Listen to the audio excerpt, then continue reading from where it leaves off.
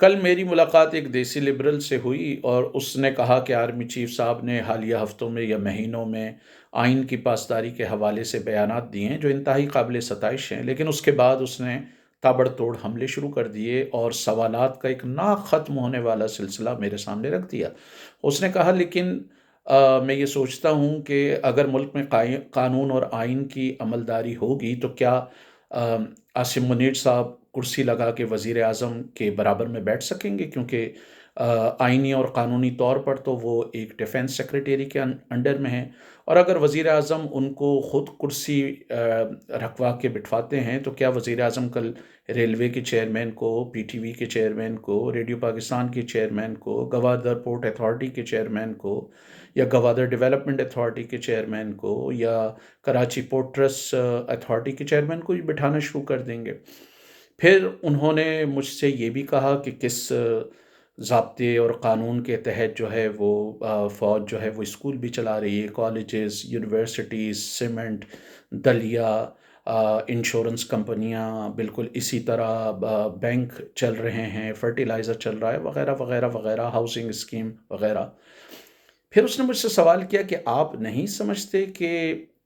آئین اور قانون کی اگر عملداری ہو گئی تو پھر جو فوج کا دائرہ اختیار ہے وہ انتہائی محدود ہو جائے گا؟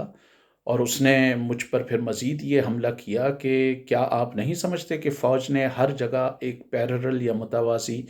ادارہ بنا دیا ہے؟ مثلاً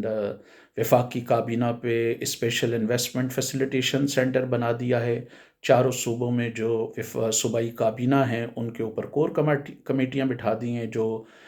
کور کمانڈر جن کو ڈیل کرتا ہے۔ بالکل اسی طرح وزارت اطلاعات و نشریات کے اوپر آئی ایس پی آر بٹھا دی ہے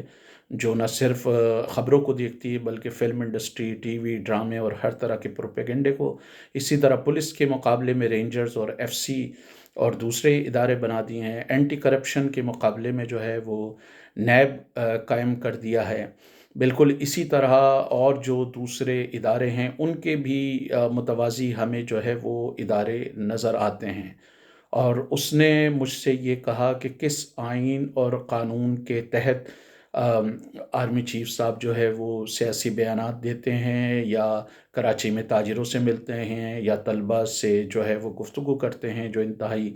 سیاسی نوعیت کی ہوتی ہے، یا علماء سے خطاب کرتے ہیں اور اس میں بھی سیاسی گفتگو کرتے ہیں۔ اس نے مجھ سے پوچھا کیا قائد اعظم محمد علی جناح نے نہیں کہا تھا کہ بس بیوروکریٹس کا کام یا جو بھی ادارے ہیں ان کا کام جو ہے وہ سویلین اتھارٹی کے احکامات کو ماننا ہے، اور یہ کہ اگر ملک میں آئین اور قانون کی حکمرانی ہوگی تو آئین اور قانون کی حکمرانی کے تحت تو پھر فوج اور آرمی چیف صاحب کا دائرہ اختیار بہت محدود نہیں ہو جائے گا؟ کیا ان کی آئینی اور قانونی ذمہ داری صرف ملک کے دفاع تک محدود نہیں ہو جائے گی؟ میں اس کی بات سنتا رہا اور پھر میں نے کہا خاموش، خبردار،